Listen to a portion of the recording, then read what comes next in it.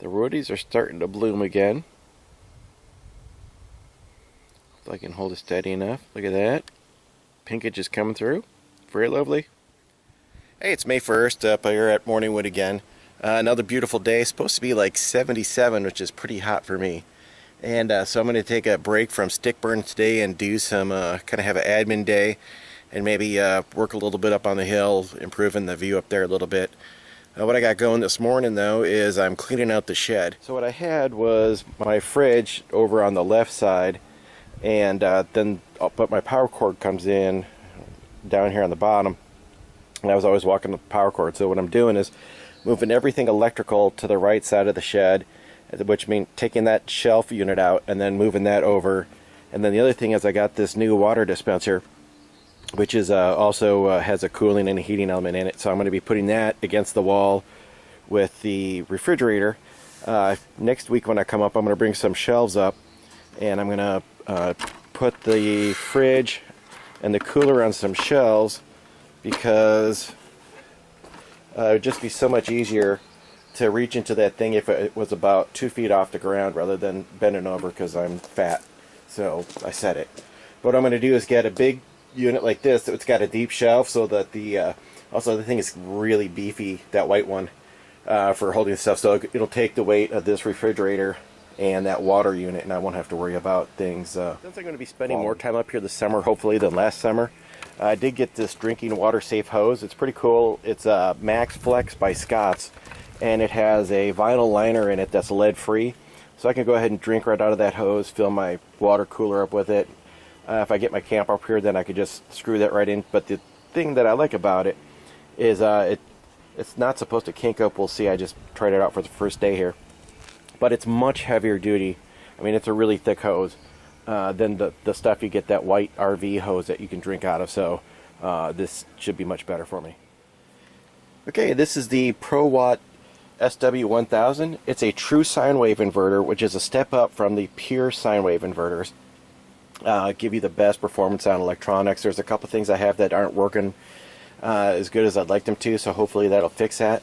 The other thing is, right now I'm working with a 500 watt modified sine wave, and I'm going to start using a little bit more power up here, and I'm going to have more sun, so this is going to give me just a little bit more flexibility than I had before. I'm not going to install that in this video. That's probably going to be a Tuesday project, because I couldn't find the power cables I wanted to do it properly. So that'll probably. Alright, I got the fridge and the water cooler on the right side of the shed, which is actually good for another reason, because now the refrigerator is not in the path of the sun.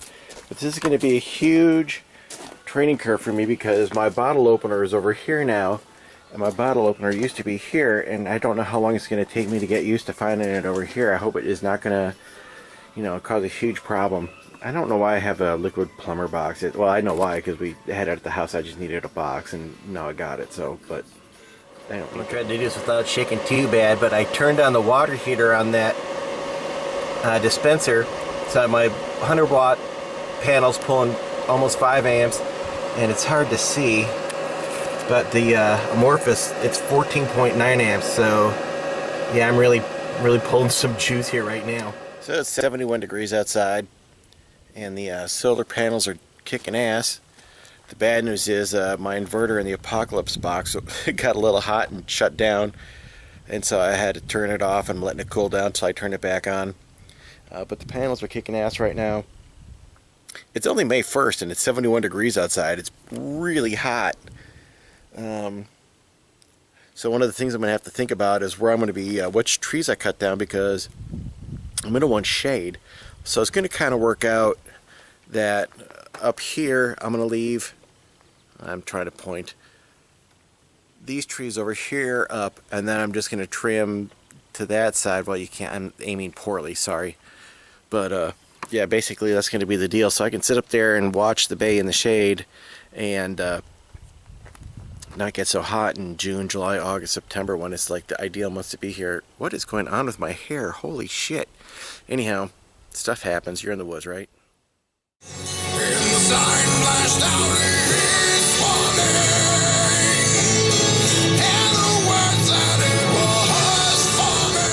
I was pretty ecstatic when I finally cut the trees down that gave me this sliver of a view. And but now I have to say, as nice as that is, the difference between there and going right up here, so the difference is pretty dramatic.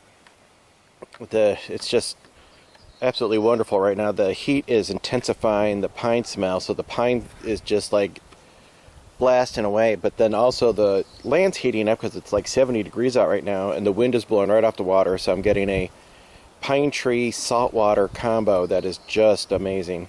Anyhow, pretty nice.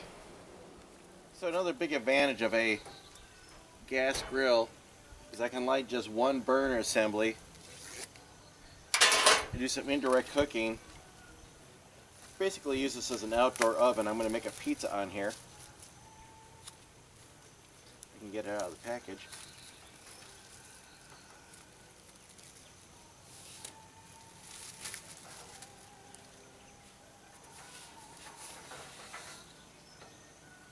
And there we go. Okay, now it smells like pine, sea air, and pepperoni. It's amazing.